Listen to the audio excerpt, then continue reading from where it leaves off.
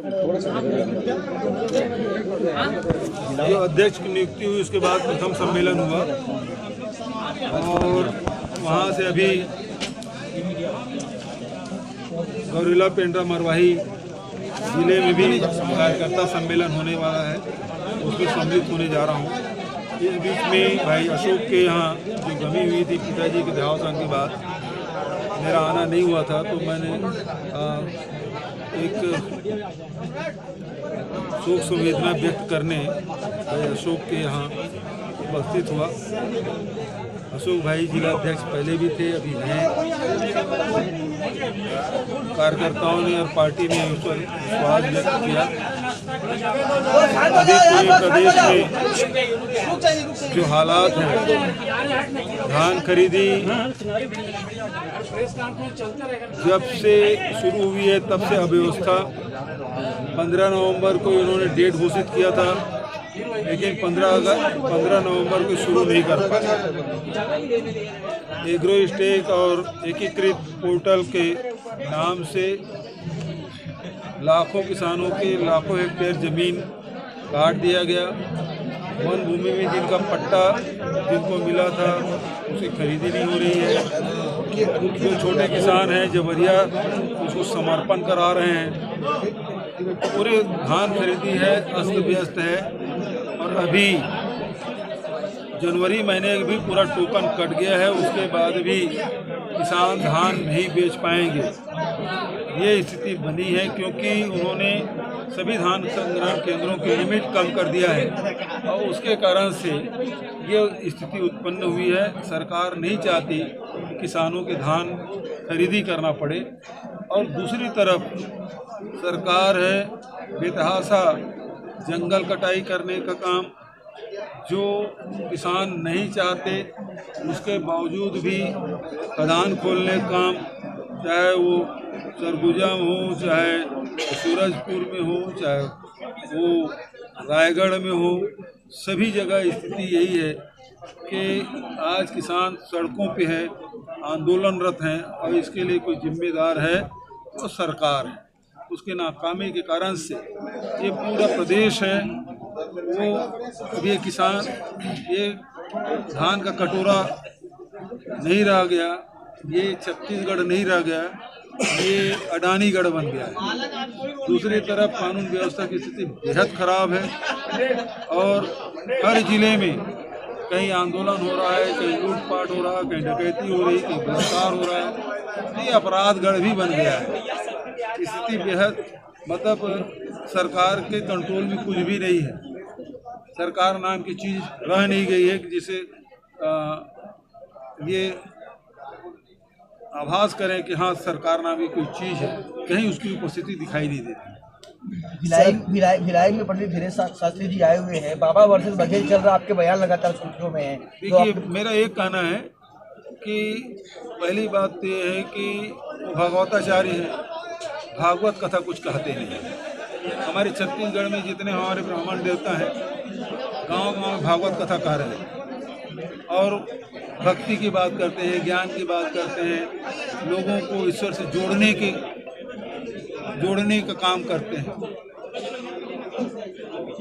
लेकिन ये जो है वो टोटका कर रहा है, ये पर्ची निकाल रहे हैं और पर्ची से लोगों के इलाज कर रहे हैं। पर्ची से जब इलाज हो जाता है तो खुद कैंसर हॉस्पिटल क्यों खोले हैं भाई? पर्ची से इलाज हो जाना चाहिए। मेरा ये कहना धीरेन्द्र शास्त्री से और प्रदीप मिश्रा से कि आप यहाँ से दान लेना या पैसा लेना बंद करो, है ना, और जितना फिर आप टोटका बताते हो बताते रहो। यहाँ केवल इसलिए आ रहे हैं कि पैसा चाहिए सर, पैसा के लिए आ रहे हैं छत्तीसगढ़। तो ऐसा आपको क्यों लग रहा है कि भाजपा के एजेंट की तरह वो काम कर रहे हैं? इसलिए देखिए मंत्री गए यहाँ से, वो एयरपोर्ट से बाहर भी नहीं निकले,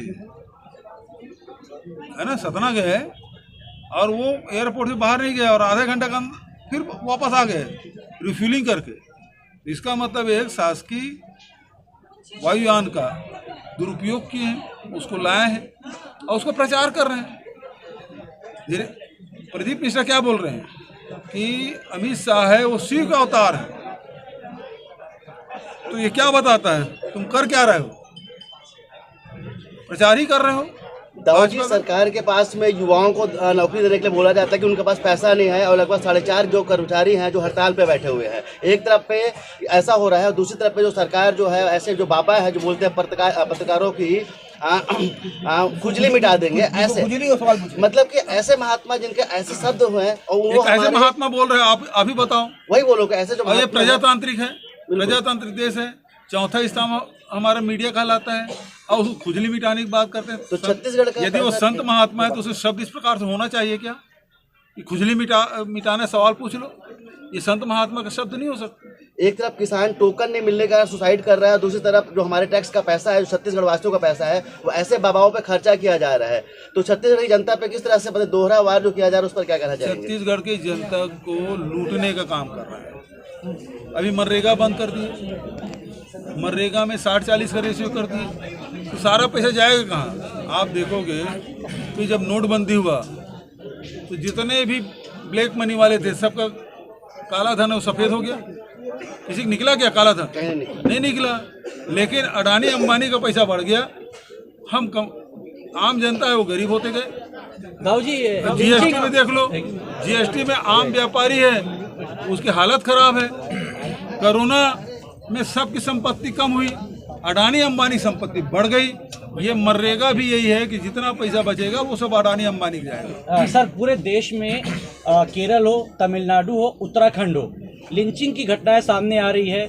देश के करीबन 4 जगहों पर इस तरह की घटना हो चुकी है जिन्हें मौत की घाट उतार दिया गया है। कारण क्या है?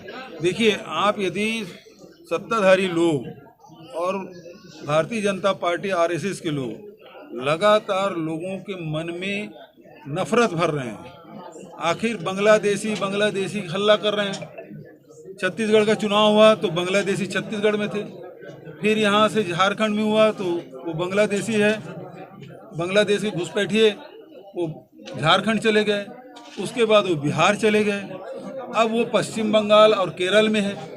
और यही कारण है कि छत्तीसगढ़ का एक आदमी केरल में उसकी हत्या हो जाती है।